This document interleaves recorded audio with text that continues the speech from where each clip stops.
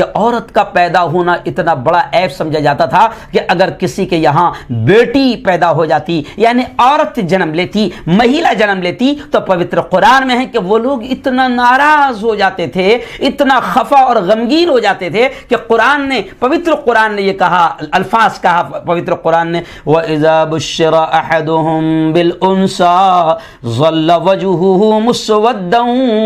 व हुवा कज़ीम। कुरान कहता है उस जमाने की हालत को बयान करते हुए कि औरत को वो इतना मायूब समझते थे। कुरान कहता है कि जब उनको व इज़ा बुश्शिरा, जब उनको कुरान ने कितने प्यारे अल्फाज इस्तेमाल किया बेटी के पैदा होने पर, बेटी के जन्म लेने पर। कुरान ने बशारत का लफ्ज़ इस्तेमाल किया, खुशखबरी का लफ्ज़ इस्तेमाल किया। अल्लाह ने कहा व इज़ा बुश्शिरा अहदुहुम बिल उन्सा, कि जब उनको किसी लड़की के, औरत के, बेटी के पैदा होने की खुशखबरी सुनाई जाती, ज़ल्ल वजहुहु मुस्वद्दन व हुवा कज़ीम, तो उनका चेहरा मारे गम के सियाह हो जाता, बड़े गमगीन हो जाते। यहाँ तक कि उनकी तारीख में मिलता है कि अगर बेटी पैदा हो जाती तो जब तक वो अपने हाथों से अपनी बेटी को मार ना देते, कत्ल ना कर देते या जिंदा जमीन में गाड़ ना देते, उस वक्त तक वो मोहल्ले में, गांव में किसी को मुंह नहीं दिखाते थे, क्योंकि बेटी पैदा हुई है बड़ा ऐब समझा जाता था।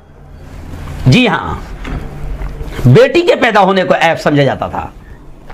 इसलिए आगे कुरान ने उसका भी तज़किरा किया कि कल हश्र के मैदान में, अल्लाह के दरबार में,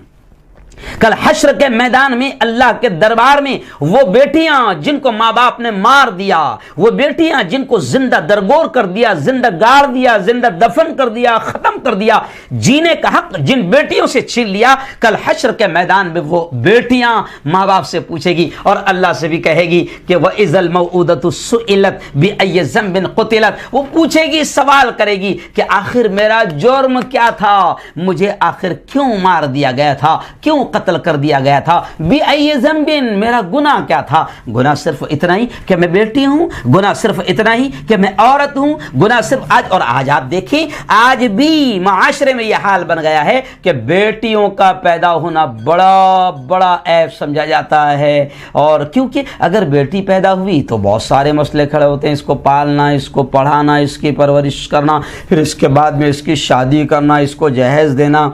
और कितना भी हमने इसको पढ़ाए तो फिर ये आगे तो दूसरे की ही अमानत बनने वाली है, दूसरे घर में जाने वाली है, ढेर सारे प्रॉब्लम खड़े हो जाते हैं। इसलिए आज बेटियों का हमल देखते ही पहले ही सोनोग्राफी में चेक कर लिया जाता है, और अगर बेटी है तो उसके हमल को, उसके अबॉर्शन कर दिया जाता है, गिरा दिया जाता है, हमल को ख़त्म कर दिया जाता है। लेकिन मेरी बहनों,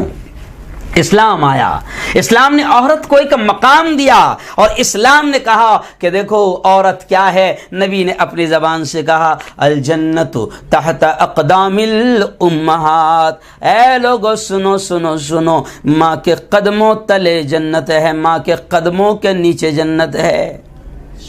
फिर इस्लाम ने औरत के बारे में कहा, बेटी के बारे में कहा। खुद प्यारे आका सल्लल्लाहु अलैहि वसल्लम के बारे में मिलता है कि जब बेटी पैदा हुई तो अल्लाह के नबी हज़रत मोहम्मद सल्लल्लाहु अलैहि वसल्लम ने, प्रेषित मोहम्मद, प्रॉफिट मोहम्मद सल्लल्लाहु अलैहि वसल्लम ने बेइंतहा बेटी के पैदा होने पर खुशियों का इजहार किया। आज तो हम लोग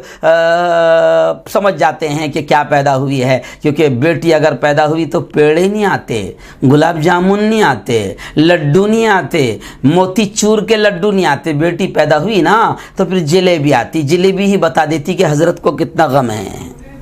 जी हाँ, कितना परेशान है। हाँ, बेटा पैदा हुआ तो जनाब एकदम मलाई वाले पेड़े, पीले पीले सफ़ेद सफ़ेद एकदम जानदार पेड़े आते हैं, क्योंकि बेटा पैदा हुआ है, वारिस पैदा हुआ है, कमाने वाला पैदा हुआ है, नोटों की मशीन बनने वाला पैदा हुआ है। क्यों? बाप का सहारा पैदा हुआ है, माँ का सहारा पैदा हुआ है। नहीं, मैं मेरी बहनों से भी कह रहा हूँ, औरतें भी,